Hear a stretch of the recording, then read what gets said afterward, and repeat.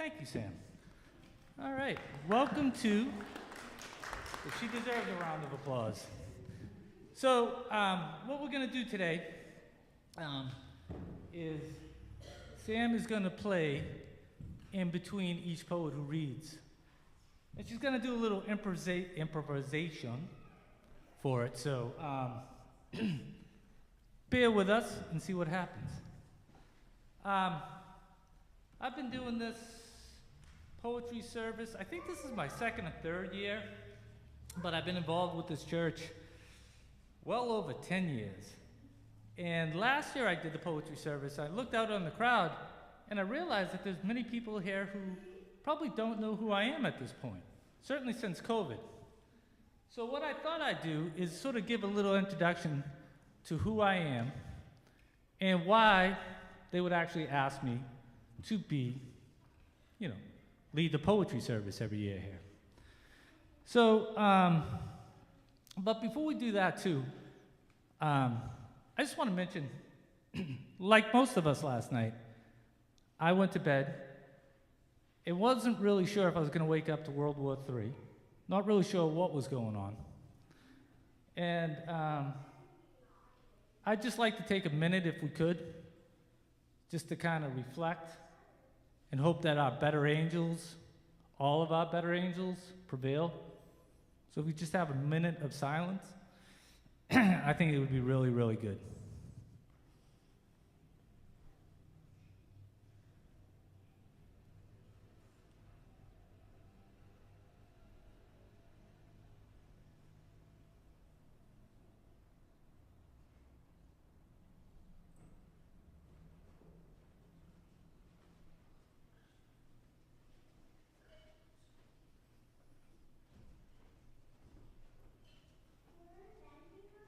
Thank you. So, as I said, I really would like to introduce myself. And professionally, I'm a carpenter by trade. At this point, I'm the facilities manager and the lead gardener over at the Roach Jones Stuff House and Garden Museum. Excuse me. I'm also a certified rosarian by the American Rose Society. And if you guys are interested, June 13th, I'll be doing a walking tour of various gardens downtown. And we're going to conclude here at this garden. And I've done a lot of work within this garden for many years. One thing that you might notice is out on the corner of County and Union, I was the one, I and another gentleman installed the granite bench. I was one of the ones who cut down the hedges around the church. Anyways, I've been around and done different things. Personally, I am a father of two, and my two sons are back there with my son's boyfriend Brandon right there as well, so I've been very fortunate. My wife Jessie, who should be coming over here, but she's at a Quaker meeting right now. So, and as I mentioned, I am a Quaker. Spiritually, I'm probably more or less a transcendentalist. So my relationship to this church has, one thing that you may have seen, many of you if you've been here, is sometimes you'll see me come in and then leave. So I've been the guy who rings the bell here for, 6 or 7 years. It was me and my friend Charlie over there who figured out that the bell was manual, and I went back and I undid all the cables and so forth from the old engine, ran a rope, and then they said, well, you're the official bell ringer. So every week, I cut short the Quaker meeting, come over here and ring the bell.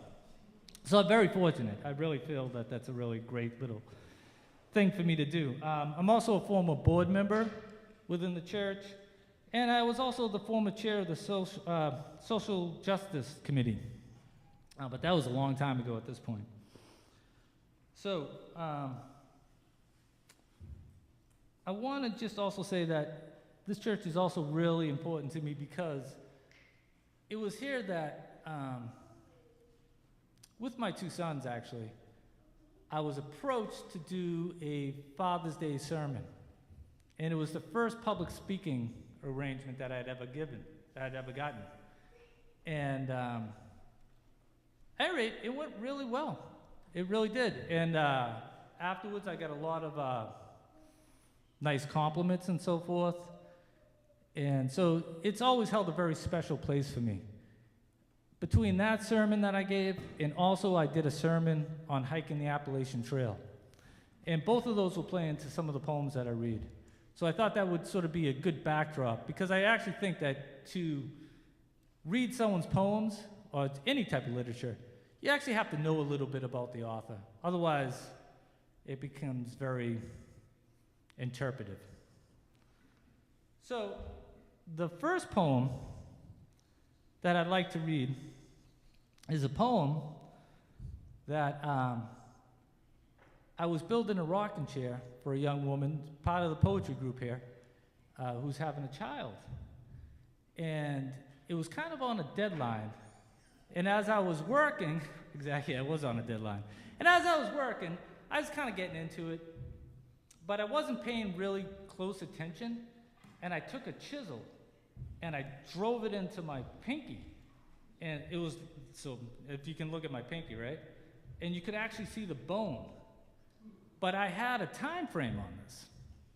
So I went upstairs and I couldn't get the Band-Aid on because between the blood and everything else, right? So I asked my son Paul to help me. And my son Paul, I just said, don't say anything. You know, just keep it quiet. Don't worry about it. I got to finish this, right?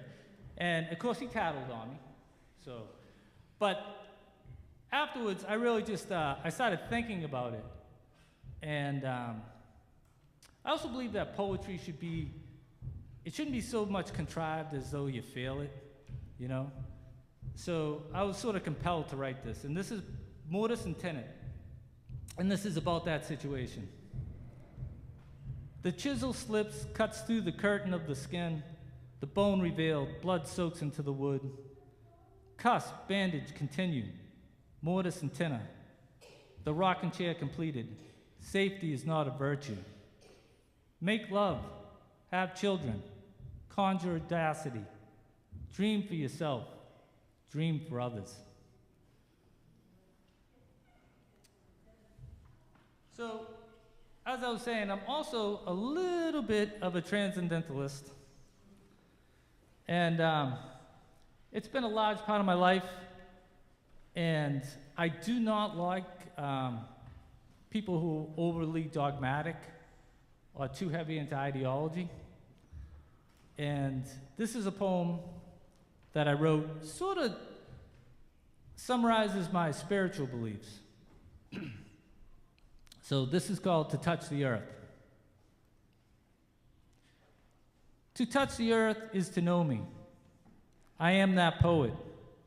The constellations freckled on my skin, the organic faith of trees arching towards the sun, materialism's gravity, solid, unmalleable.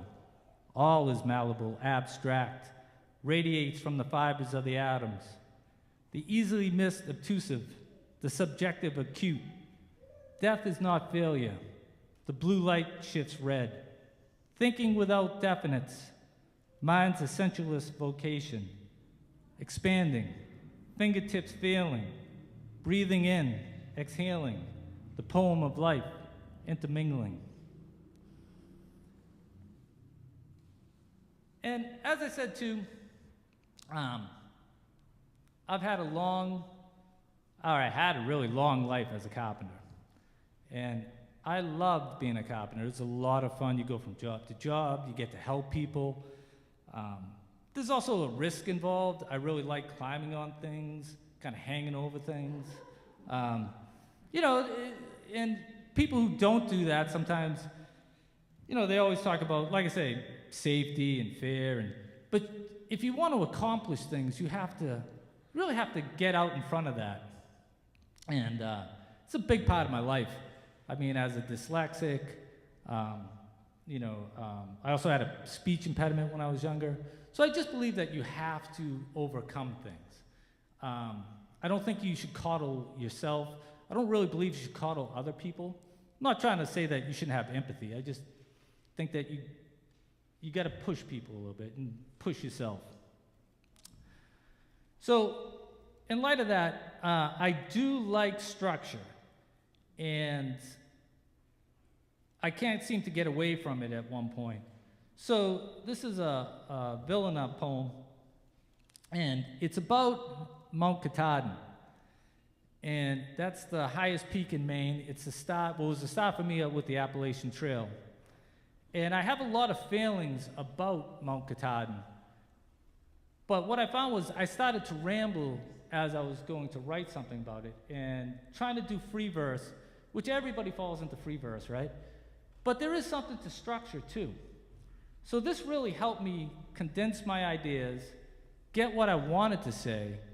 I don't know if it's the world's greatest poem, but it definitely works for me. A couple of things to note on this. Number one, Mount Katahdin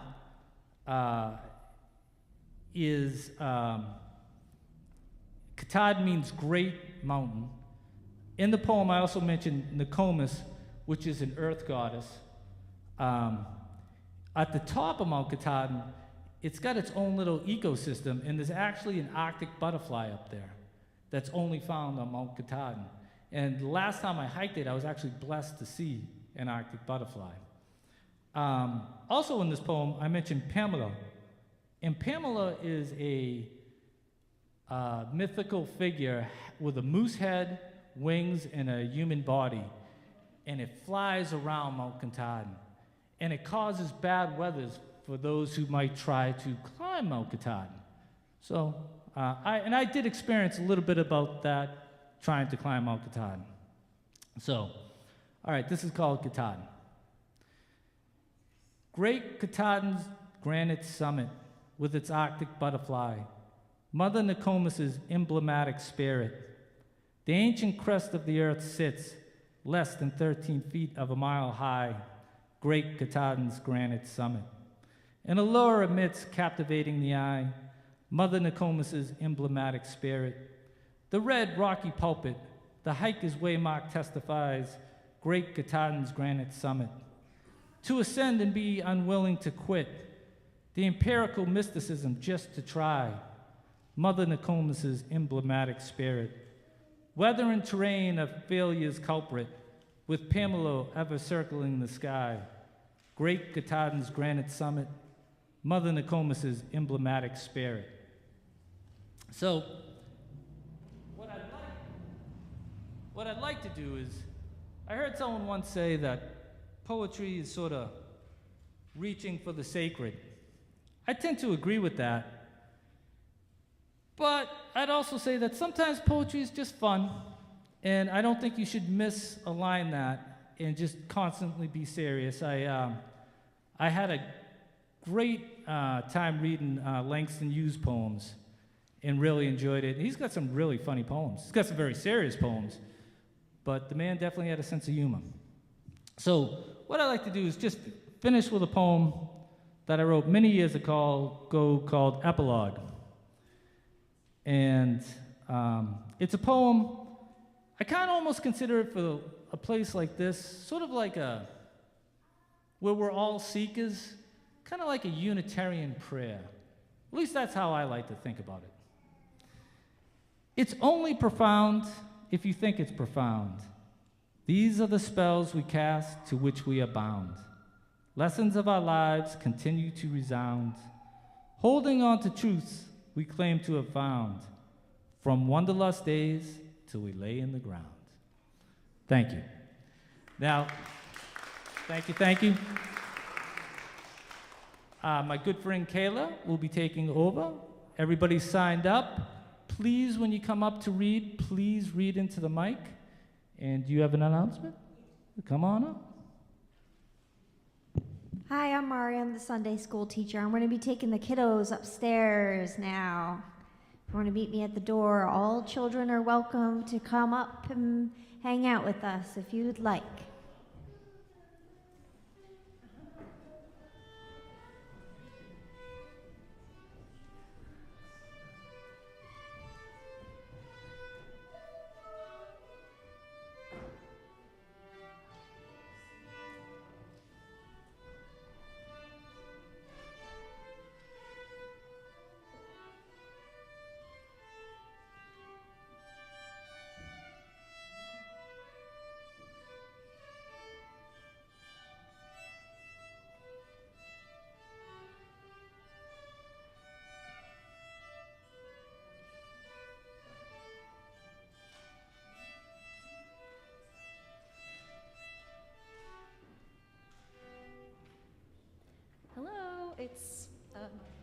I am very short. Can everyone hear me? All right, cool. Like 5 feet exactly, and a quarter actually. Okay, so my name is Kayla Conner, and I am here to co-host with Rick. So let's start. Further ado, I'm going to start with Steve. If Steve would like to come up and read something, thank you so much. Great.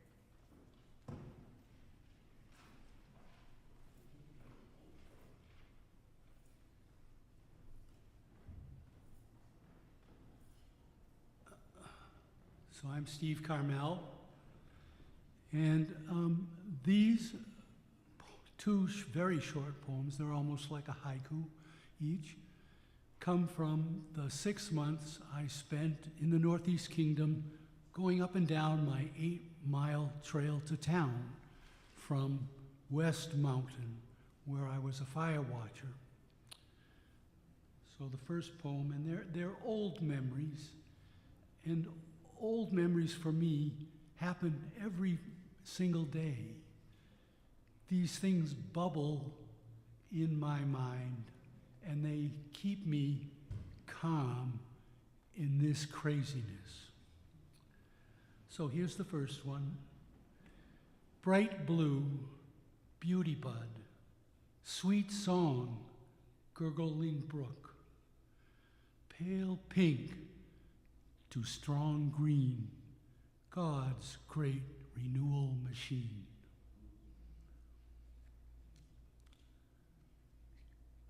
And the second one, from a sharp green pine needle to a light brown cone, God's fine new home. Thank you.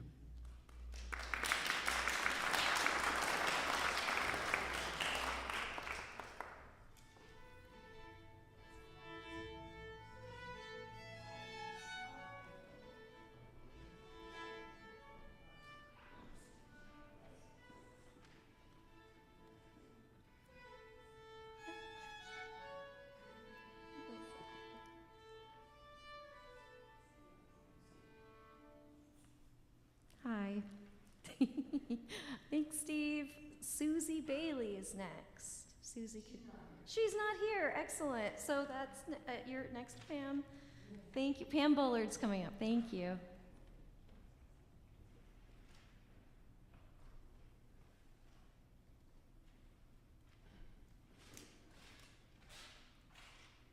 Can you hear in the back? Good, okay. I have this, I'll do 2 poems. One is very related to my last trip to Spain, and I was very affected by what's been going on there. A different kind of hell than what's going on with war. This is more like climate change. So it's called a primal need. In the sea, water, turquoise and pear, soft waves voice, sunny Spain. Heat breathes life into cold souls. Sun burns us, then turns us the color of cinnamon. In the sea we lie, rest. The Mediterranean Sea, like no place will ever be. Thirsty Spain. After the swim, deep content, go to shower by the beach. Flowers dead, showers gone, faucets dry. Around us life has started to die. Just in our park, our fountain has gone dark and silent. No sound of falling water soothes us. The fountain statue's name, Libertad. She has no rippling sweet at her uncleansed feet. The sign says water off due to drought. The cool lake was blue, green, gone, only puddles seen. What will become of our Spain while the whole country prays for rain? Today we looked out windows and saw people run. Umbrellas out, no sun. The day so dark, so gray. yet shouts and smiles throughout the land. Thunder heard as if on demand. Now we walk through our park, trees shiny in the dark. Leaves brush face, smell fresh and green. First rain seen in many months it seems. Touch wet leaves, delicious drops fall on face like tears. Just for now, calm our fears. Farmer's hand counts water. Cows lying.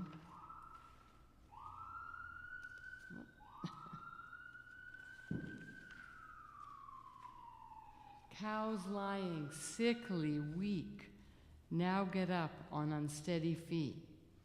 Pollution washed so clean, factory haze is gone as we see the return of sun.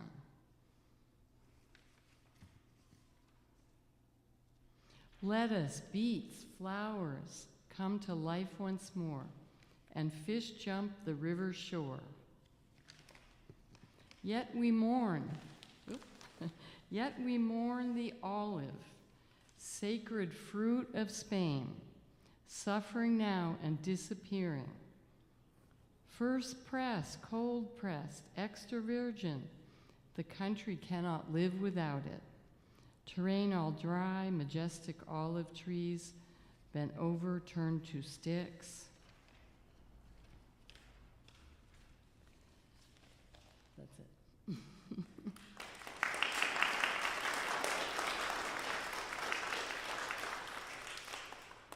The next one, some of these I have in both English and Spanish. I know at least a couple of people here who speak Spanish.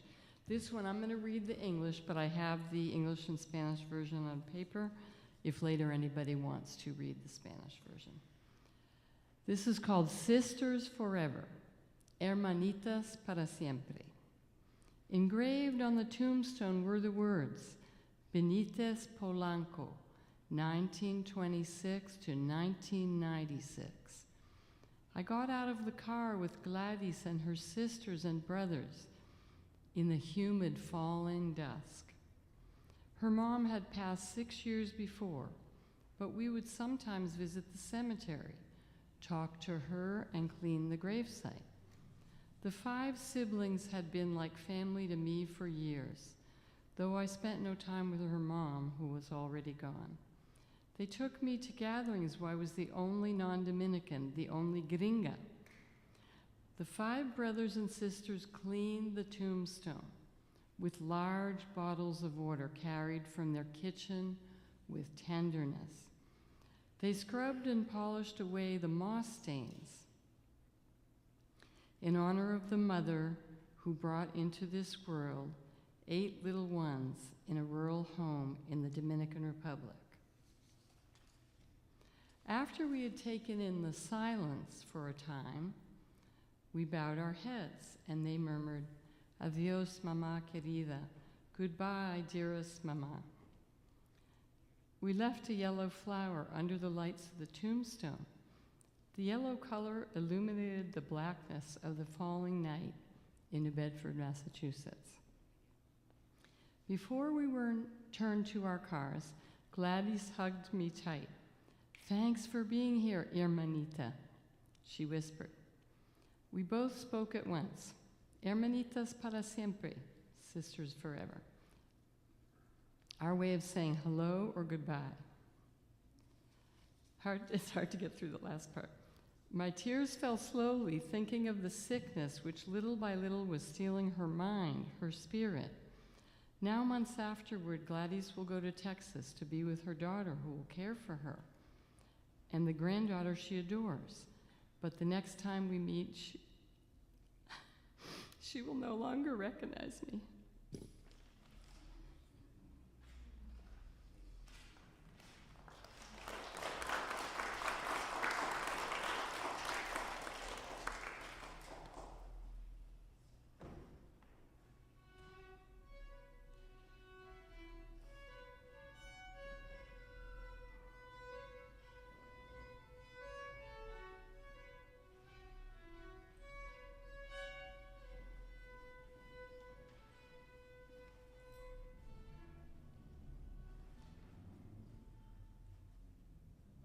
Thank you, Pam. Can I have Eileen come up? Oh, thank you, Eileen.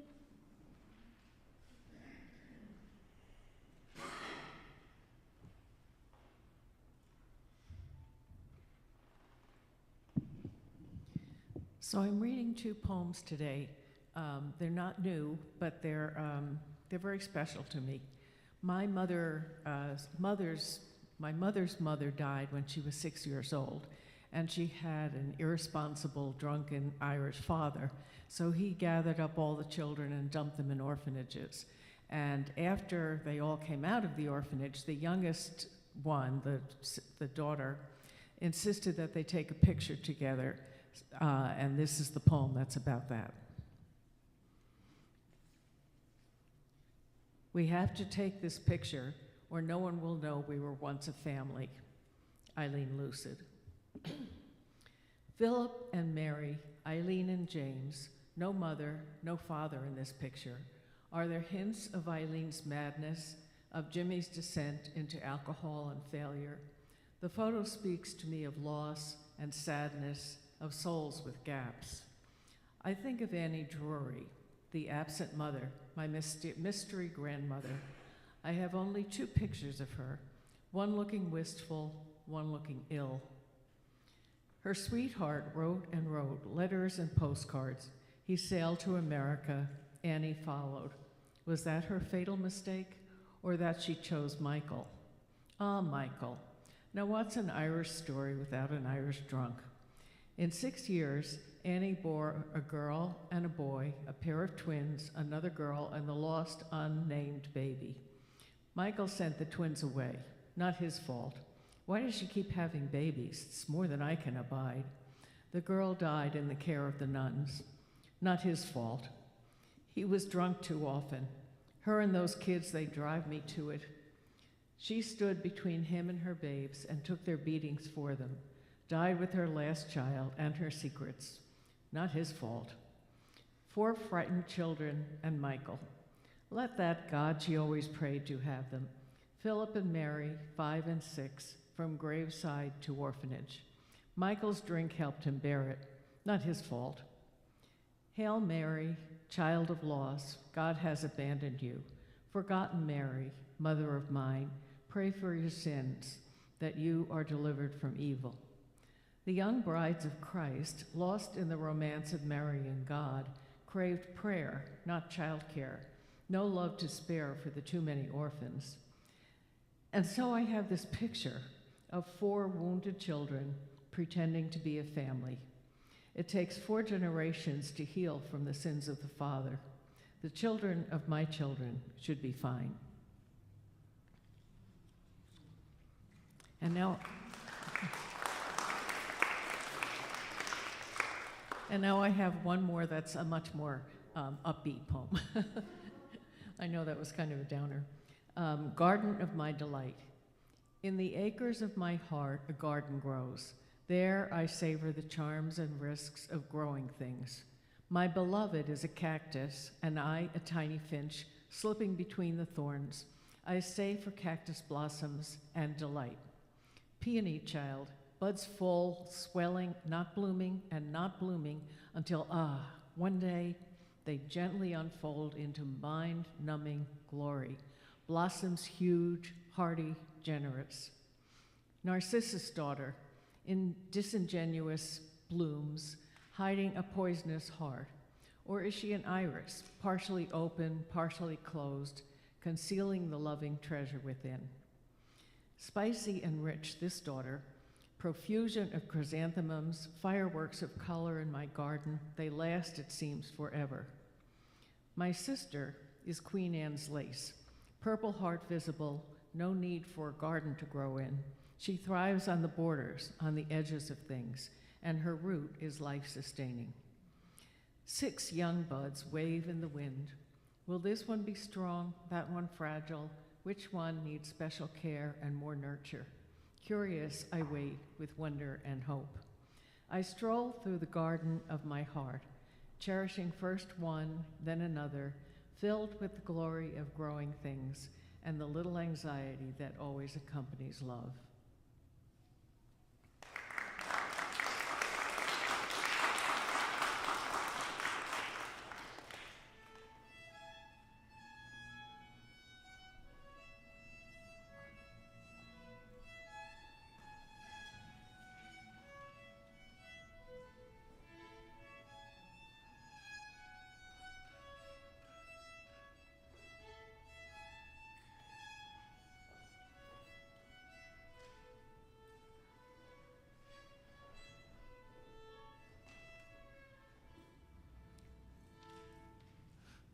we're going to have the offertory come around now. I guess whoever that would be. Thank you.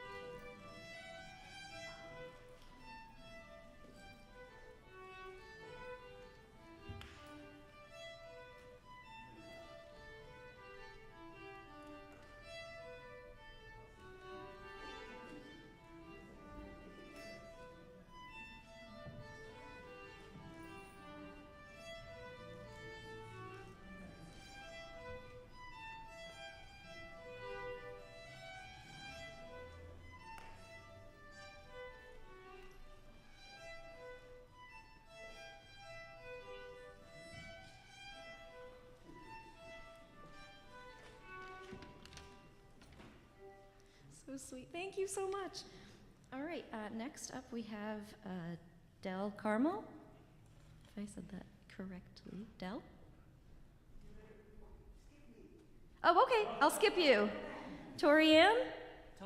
Tony Ann, I'm sorry. Thank you, Tony Ann.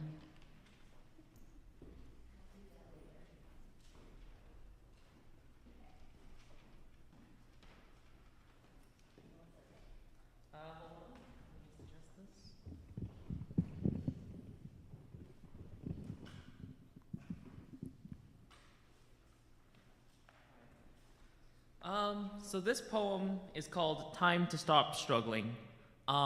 It's a song about having hope despite challenges that come along during life. And I felt like this was pretty relevant to me in the current situation that I'm in. For context, I was recently laid off from my job.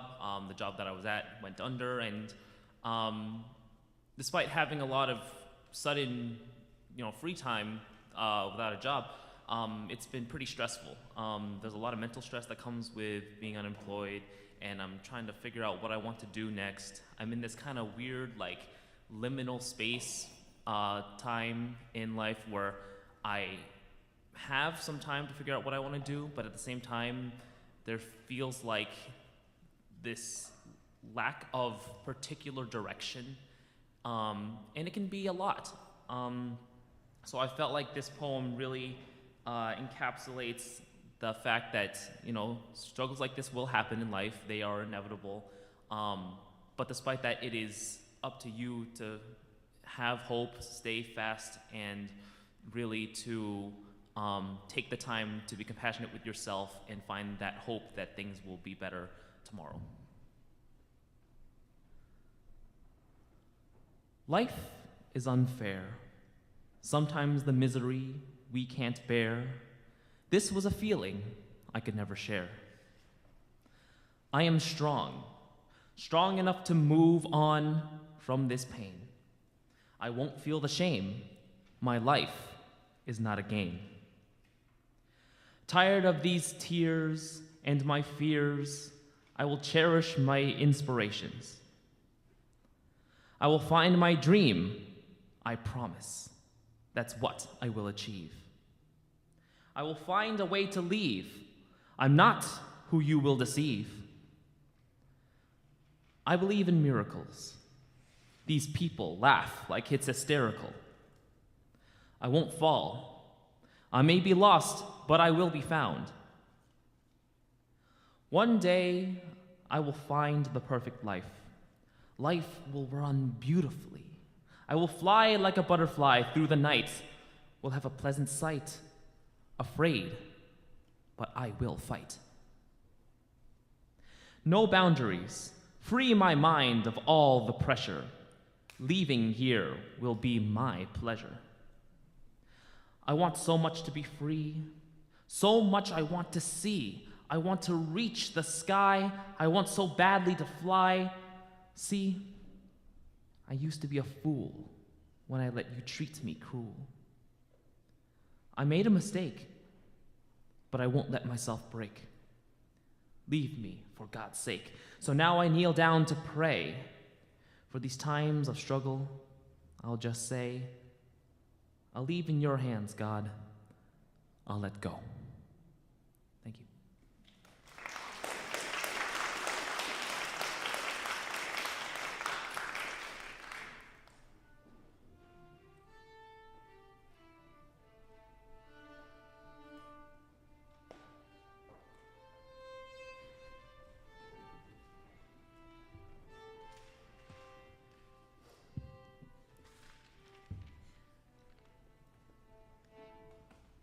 Thank you, Tony Ann. Do we have Bet Lowe? Thank you.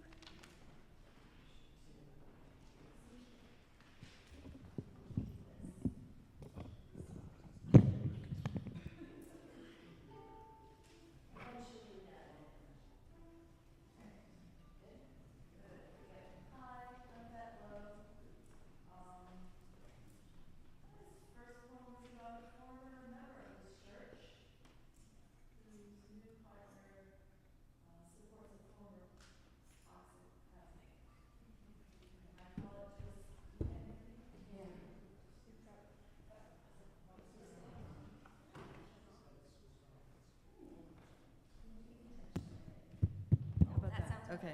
Can you hear me now? Yay. Okay.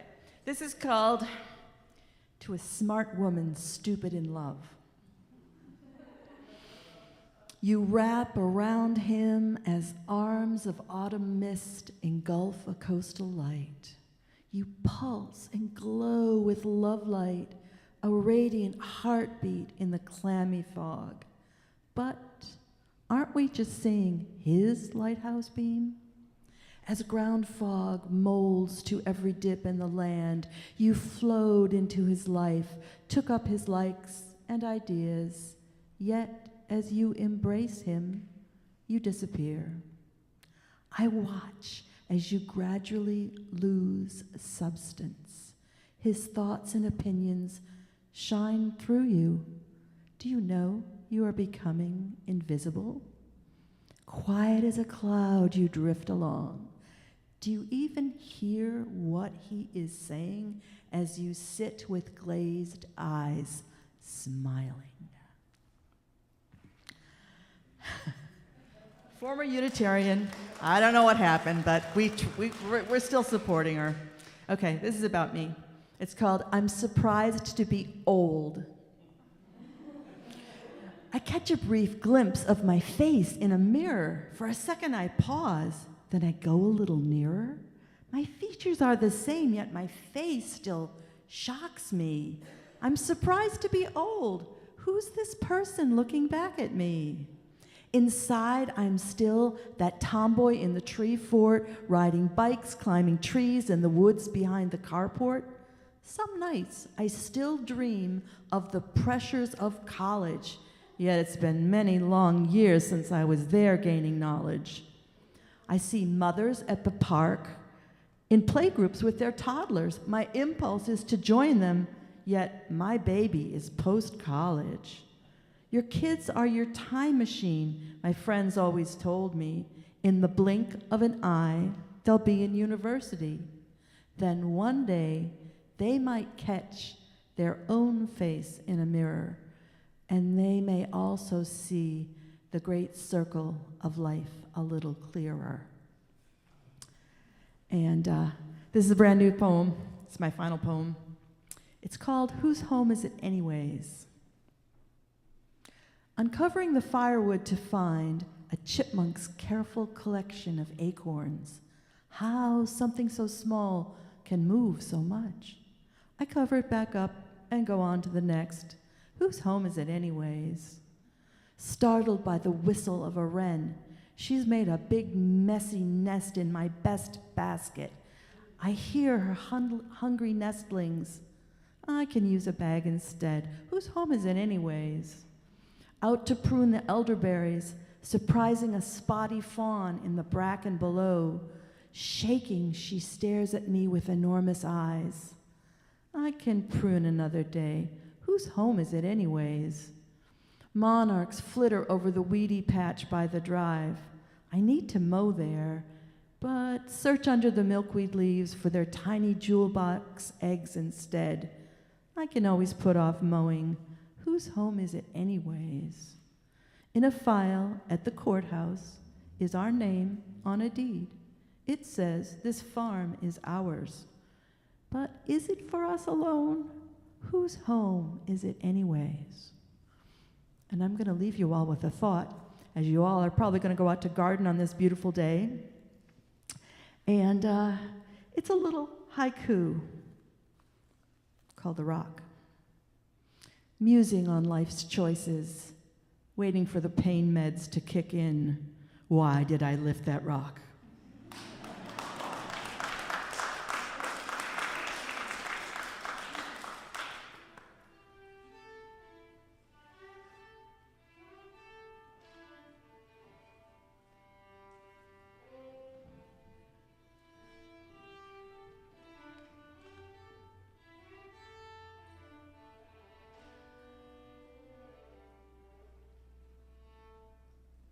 Thanks, Bet. Can we have Dave Labrie come up? Oh, there he is. Thank you.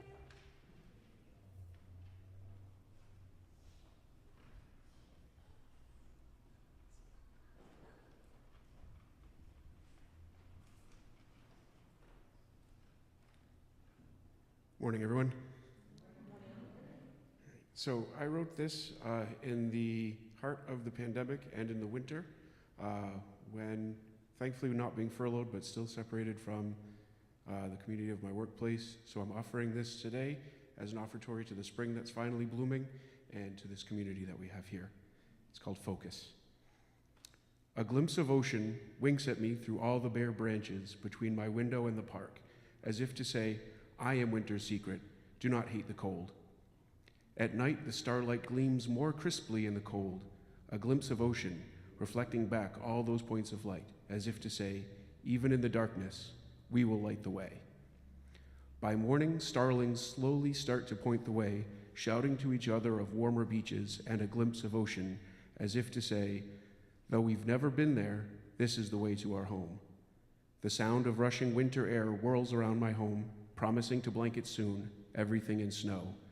Then the muffling quiet can descend, as if to say, a glimpse of ocean, focus there only. And so I close my eyes and think only of the bay that winks through the branches, the water still shimmering in my mind, as if to say, all I need to be content is a glimpse of ocean. Thank you.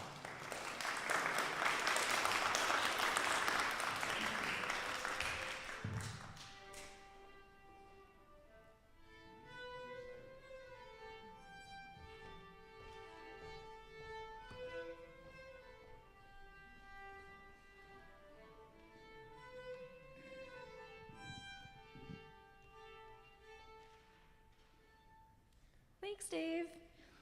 Next, can I have Sarah Jane Mulvey come up? Thank you.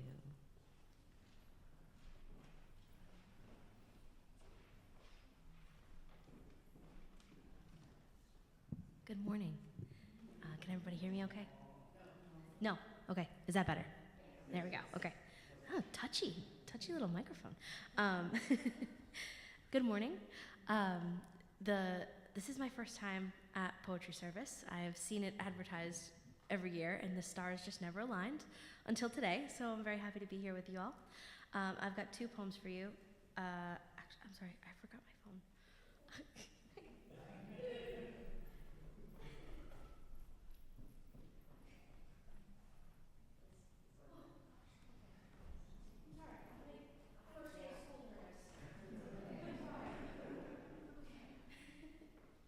All right, So, I read first in this church last year, and I can't tell you how deeply healing the experience of this place is, as someone who was raised Catholic. And the stone cold, sober, solemn gloominess of a beautiful church, granted, beautiful church. But when I walked in here, Karen, the Reverend, was playing Lizzo inside the sanctuary, and I was, this feels good. So I'm going to read you a poem that is about my Irish great-grandmother, who I think would be upset that I'm here, but also would feel that she understands what I'm doing, and why I'm healing myself in the hopes of healing her as well. So this is called Roscommon, 1885. A freckled woman sits beside her fire, the central heartbeat within her steadfast walls. She tends to the flame by day, cooking and sewing and caring for small hands and hungry mouths. She banks the embers at night to steal a few hours of precious sleep. She keeps them alive through famine and unrest, through outright war, until they are grown and can drift across the sea, leaving her walls in the sweetest of shambles. She lights candles in her windows, says her lengthy prayers to St. Bridget. They'll find their way home eventually. Her children thrive, build homes and families of their own. They do not return. Some lie in the pallid earth of distant lands. Some visit, but will not call it home. They keep her traditions, the candles, the language, the food, but they forget to pass them on, raise their children across the sea with promises of more than their first home could keep. Another freckled woman sits beside her fire, a grateful wretch trying to reconnect. She lights the kindling, watches the brilliant dance of amber gold and indigo. She lights the candles, recites her exuberant prayers to the goddess Bridget. She doesn't understand why the scent of dark earth or mist rising from the snow makes her cry. A gentle reminder, those echoes, assurances of the skittishness of fate.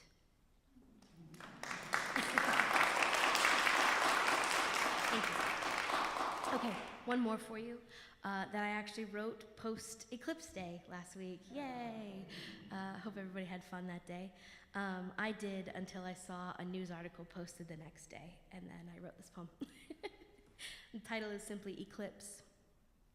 At moments like this, I can make room for the idea of intelligent design, because it seems obvious this was imagined for us. The universe plotted out like a mother's best laid plans, each piece hung perfectly with their own roles to play.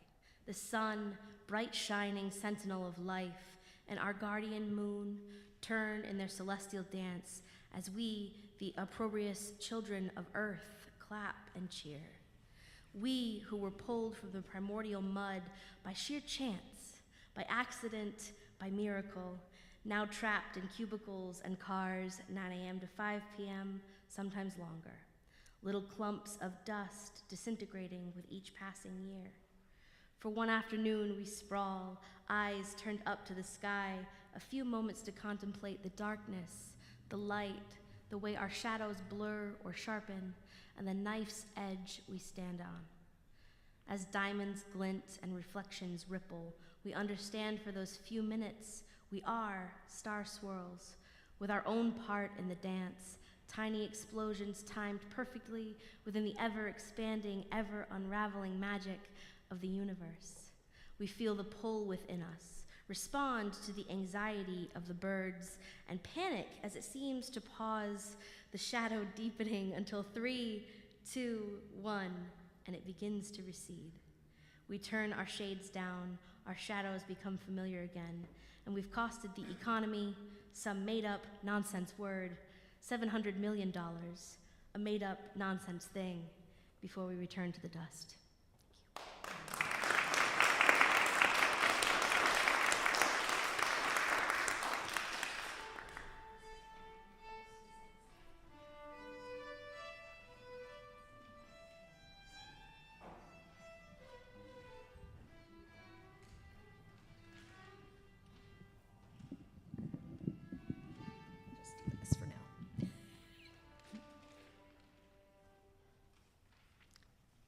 Sarah. Beautiful. Can I have Everett Hoagland come up, please? Great, thank you. You might have to.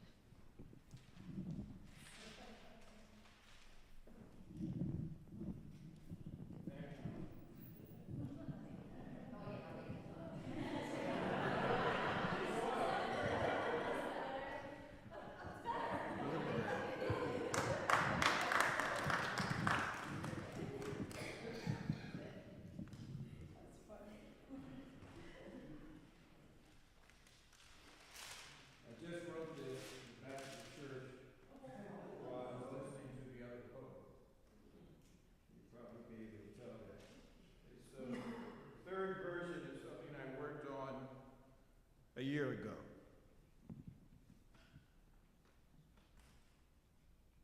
I'm not going to read the title, but I'm going to say this.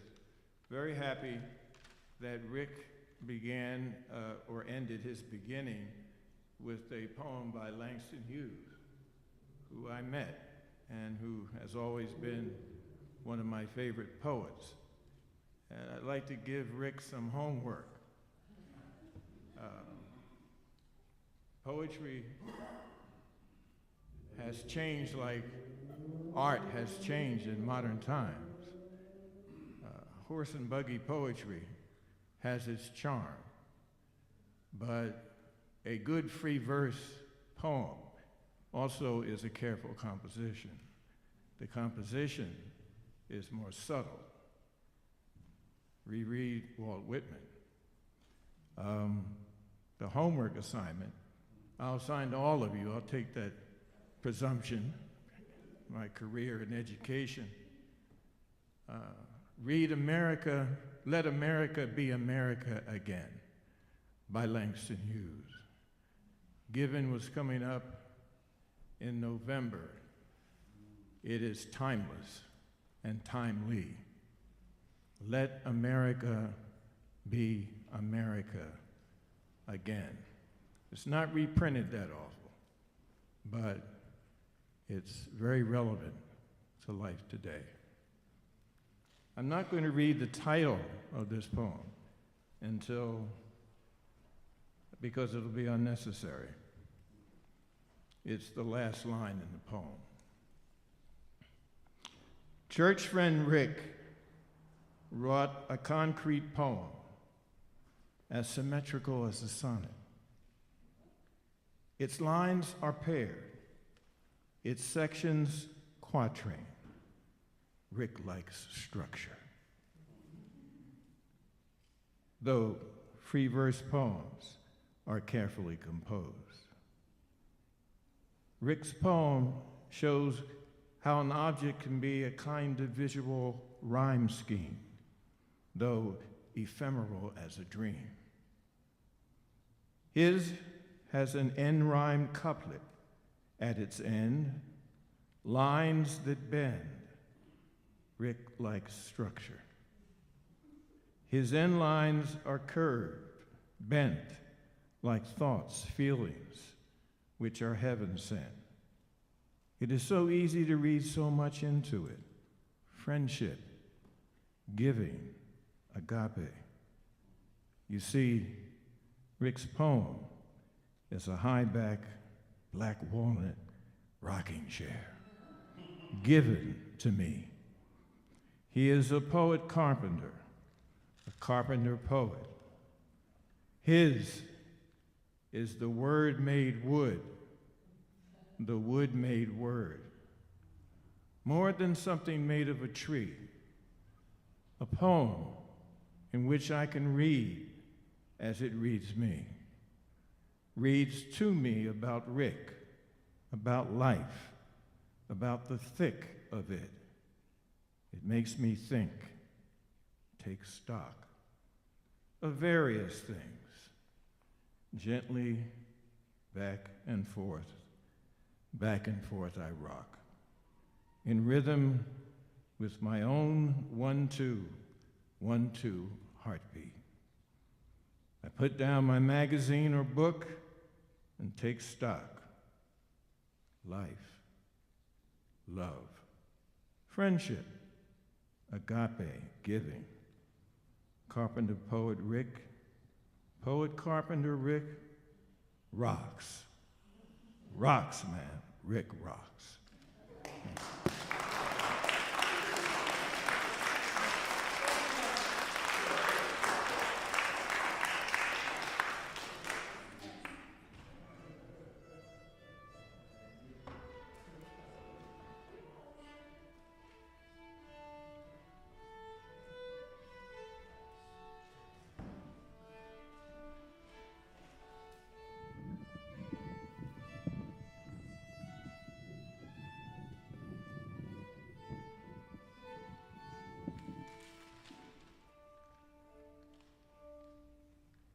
Thank you, Everett. We have Sydney Starling next. Great.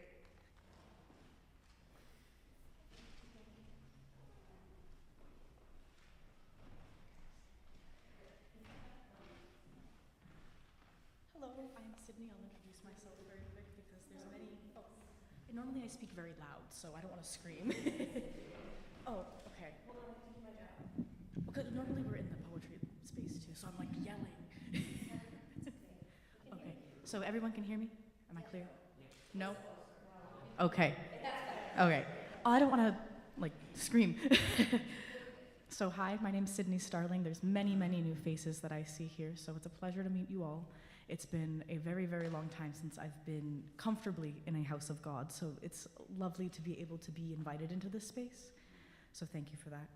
And I've been, courtesy of Sarah, published only once, not almost twice, and so I've been reading my poetry since.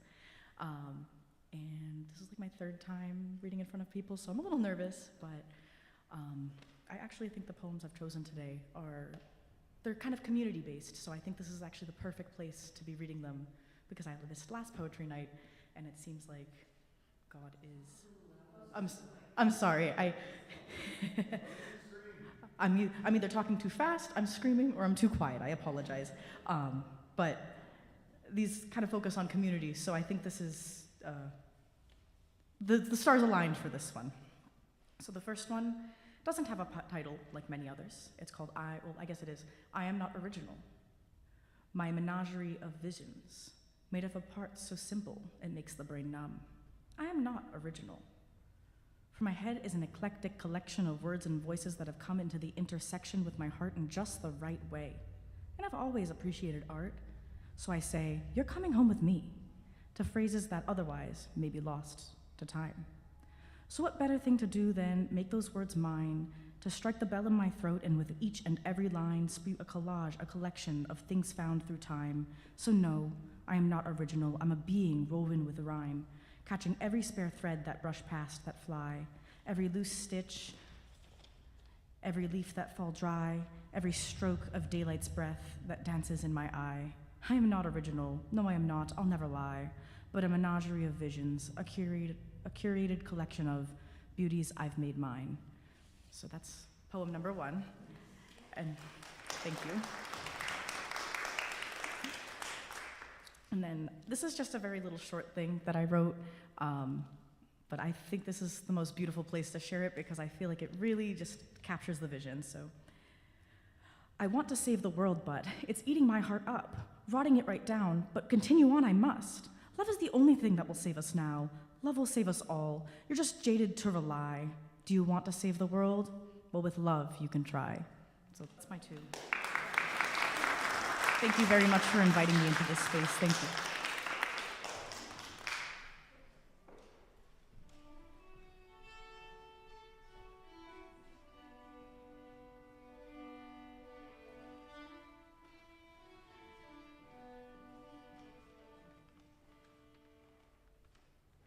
Thank you so much, Sydney. We have Isaiah next. Great. Thank you.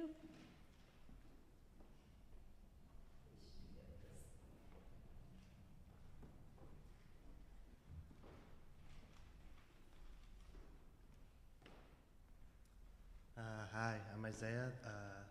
They let me read this poem before in P-Town at a memorial for... They let me read this poem in P-Town at a memorial for Aaron Bushnell, and it's a poem that was written about 120 years ago, I think, and it was the foreword in a book I read that was written about 100 years ago. So it goes like this. Ever reviled, accursed, ne'er understood, thou art the grisly terror of our age. Wreck of all order, cry the multitude, art thou, and war and murder's endless rage. Oh, let them cry, to them that ne'er have striven, the truth that lies behind a word to find. To them the word's right meaning was not given.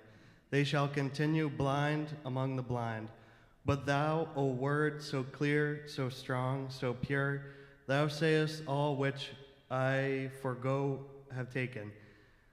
I give thee to the future, thine secure, when each, at least unto himself, shall waken. Comes it in sunshine, in the tempest thrill? I cannot tell, but it the earth shall see. I am an anarchist, wherefore I will not rule, and also ruled I will not be. Thank you.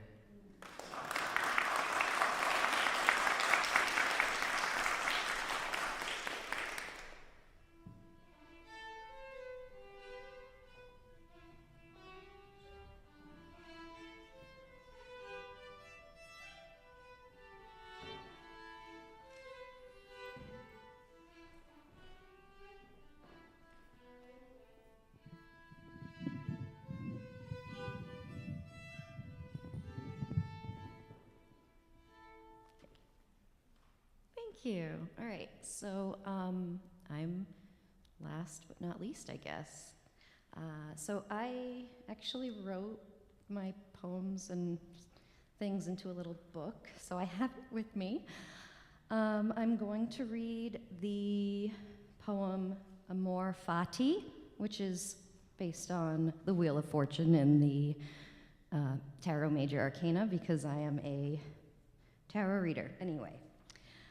Amor Fati. Oh, by the way, I should probably just say a little blurb about this. I wrote this after I was at Pride last year vending, and I was next to Star Chasers. I don't know if you guys know them. They're always on crazy bike constructions. You know, I can't really call them bikes. They're more like, they're spaceships, they call them. So anyway, I was with my daughter next to these bicycle spaceships, and she started painting on the bicycle that they had, and I don't know, it was just a beautiful day, and somebody had written Amor Fati on the bike, and I just felt like completely awake at that moment, and I wrote a poem about it, that's all. Okay, Love of Fate, scribbled on a bicycle in pink paint. Youthful plans slip away like sand as the tide pulls me in too deep. I am horizontal Sisyphus, stuck in liminal space. The best laid plans, they say, I love to marinate in them, steeped tea cold from neglect. Turn it round and scry into the edges. I know the feeling is what matters. But I sit and stew, as if the 100th time I turn over this rock, it'll bleed. I'll see something new. There must be a way out of uncertainty. Shuffle the cards again and again, following shadow puppets down dark hallways, desperate for direction. It's a fool's errand. External projections provide no truth. The way out is within.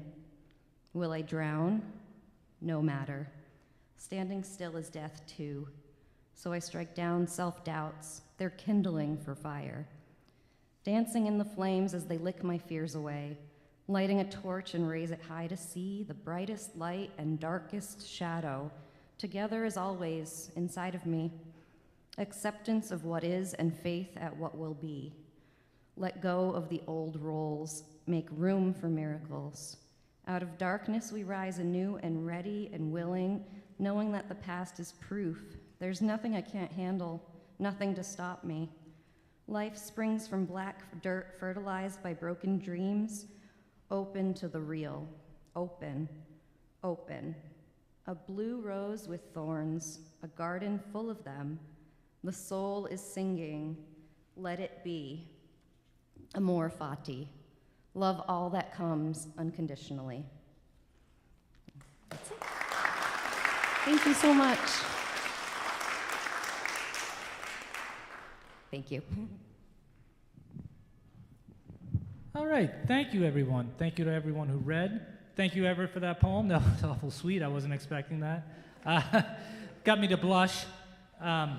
So this will conclude the service. Hopefully I'll see everyone next year. If you go right through this door right here and down the stairs, there's some refreshments. So I think there's some coffee and some donuts. So hopefully we'll all meet down there, and thank you to everyone. Little special thank you to Sam here for playing. So thank you, thank you. All right, guys. Peace out.